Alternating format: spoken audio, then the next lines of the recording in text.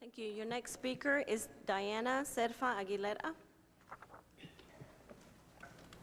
Good afternoon. Thank you, Mr. Mayor, City Councilman, and City Councilwomen. Cara mia means my face. I'm here to tell you the story, my personal story about Crystal City and growing up there. When I was in the 5th grade, one of my best friends came up to me and told me that she couldn't be my friend anymore because I was a Mexican. I didn't understand. I was born in Crystal City, so was my mother and my father. All 6 children were born in Crystal City. I am an American.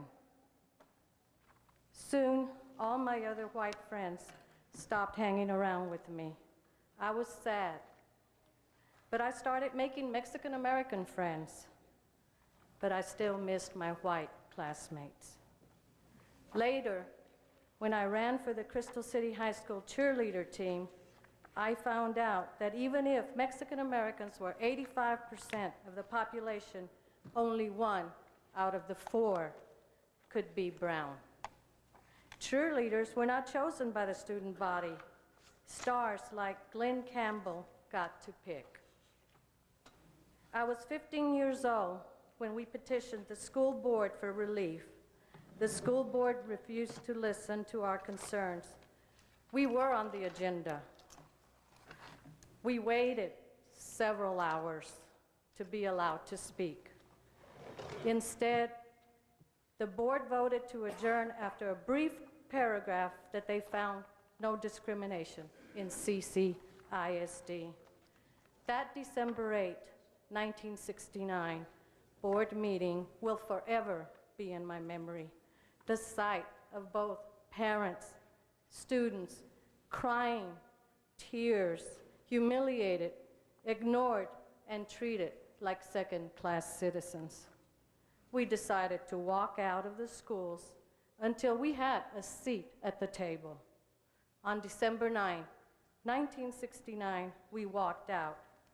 Mario Trevino, Severita Lara, and I traveled to Washington, and we met with the late Senator Ralph Yarbrough and the Representative George H. Bush I.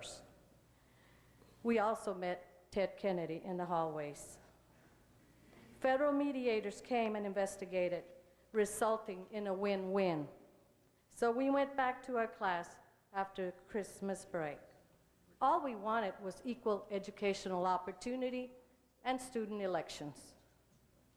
If you want to hear more about this story, go to the Dallas Morning News, December 6, 2004. Joshua Benton wrote a very nice story, and his headlights were that when we walked out of class, we walked into a Hispanic civil rights lore. I thank you very much for your time. I am asking you to please support the 2 Dallas artists, David Lozano and Raul Trevino, who works with the ISD. I'm a retired investigator with the Dallas Independent School District with the Office of Professional Responsibility, and I know you're cutting the budget. I know times are hard, but sometimes stories need to be told. This historical, accurate, true story is one of them. Mr. Leppert, councilmen and women, please support our proposal. Thank you very much for your time and for listening. Your and next. I did become a cheerleader, and we did real good. This is in front of SMU. We won all kinds of awards. This is us in Washington, D.C. with the Senator Yarbrough. And this is my mother, who became the first woman mayor, one of the first women mayors in the state of Texas before Annette Strauss and before San Antonio. She's here with Lady Bird Johnson, who was very interested in Crystal City. Thank you. Thank you. You've done a great job of telling the story, all through. You would appreciate it.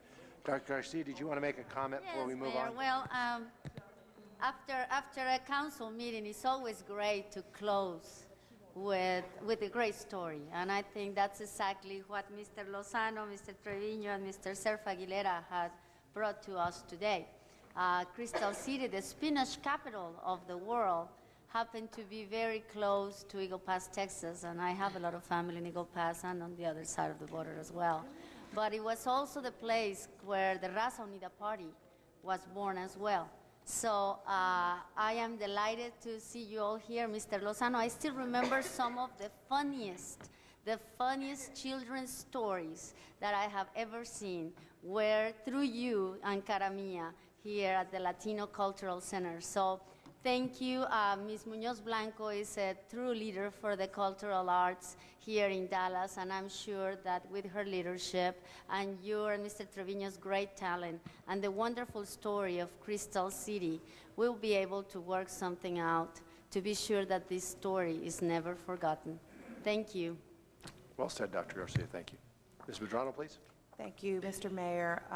Dr. Garcia, I couldn't have said it better.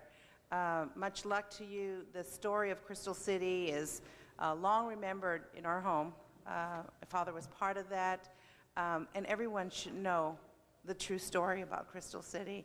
And we have some remarkable leaders and upcoming leaders that are, from Crystal City are here and organizing very well in our city as well. Thank you for being here, and we will work with you.